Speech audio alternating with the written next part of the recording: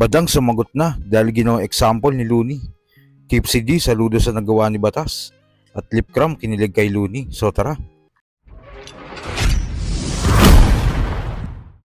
Isa nga si Badang sa madalas madamay sa mga battle, lalo kung may manyak at bobo angle ang mga MC. Madalas siya ang ginagawang example. Nangyari na naman nga ito sa isang break it down ni Looney. Ito lang, guest niya nga dito si Malupiton. Dahil ang akala nga daw ni Malupiton ay sobrang tatalino ng mga nasa flip top dahil sa kung paano sila magsulat pagdating sa battle. At dito nga ay ginawang example ni Looney si Badang na hindi daw lahat ng nasa flip top ay may aral dahil nga daw si Badang ay nakapasok. At di nga pumayag si Badang at sumagot nga ito sa sinabi ni Looney. Ang basihan dyan para makasali ka sa flip top, kailangan ba meron, di ba karamihan dyan mga magagaling mag-English din eh. Di ba may mga English conference dati? Kaya feel ko dati, para makasali ka na dapat graduate ka ng ganito, ng ganyan. Hindi, nga eh. Sino bang Kala ko ganun dati, kasi sabi ko, tangina, hindi ka basta-basta makakapasok sa mga ganyan. Si Badang nga nakapasok eh. Diba? Utang ina talaga yun.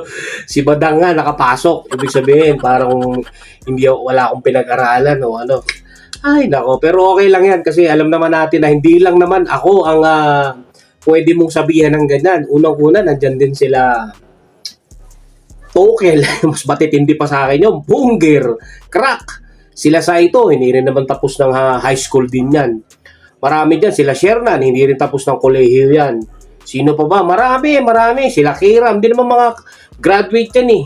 Kahit sila Lipcam, hindi rin namang graduate ng college yan, di ba? Pero oo, napag-aralan nila yung pagsusulat. Ako kasi madali lang magsulat, pero hindi ko kasi siniseryoso yan. Para sa akin eh, ano lang yan. Hayaan mo na kung di ako magaling sa paningin ninyo, pero marami at hindi lang yan. At hindi lang yan yung mga binanggit ko na hindi mga tapos ng kolehiyo. Sobrang dami nan.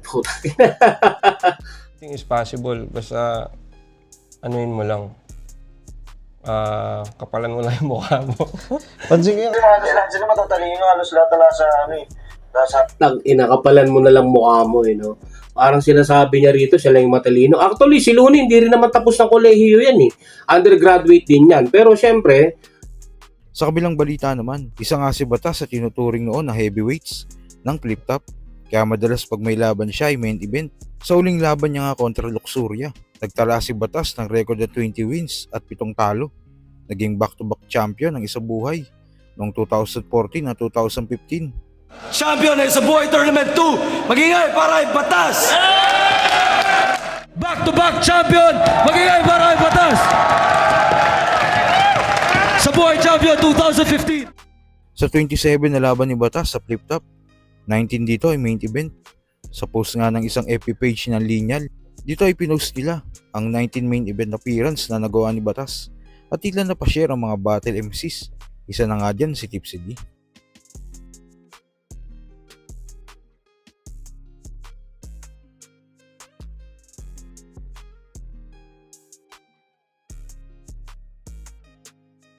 At sa huling balita, nag-trending nga kamakailan ang nilabas na kanta ni Looney na may nanalo na ngayon ay meron ng 1.5 million views sa YouTube. Nireview nga ni Lipcram ang nasabing kanta. At dito ngay lumabas pa din ang pagiging fan ni Lipcram sa kabila ng hindi nila pagkakaunawaan noon. Kanta ni Idol Loons para sa jowa niya to. Ang cute lang kasi makita na okay na ulit si Loons, nag-post siya ng ganun, di ba? Na napunta na rin sa tamang tao. Napakinggan ko na to, isa nga to sa lagi kong sound trip. Marami na naman magsasabi, no? Papansin ka na naman kay Loons. Kahit anong gawin nyo, idol pa rin natin yan sa battle rap, men. Tsaka sa paggawa ng kanta. Rapper na lyricist. Looney talaga, men. Wala magbabago dun.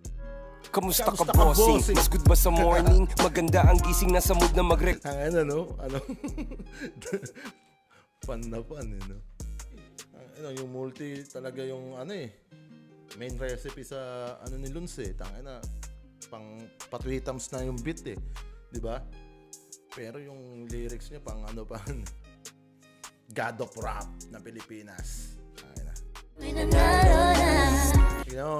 Parang ngayon ko lang nakita yung soft side ni Loons. Diba? Congrats kagad sa inyong dalawa.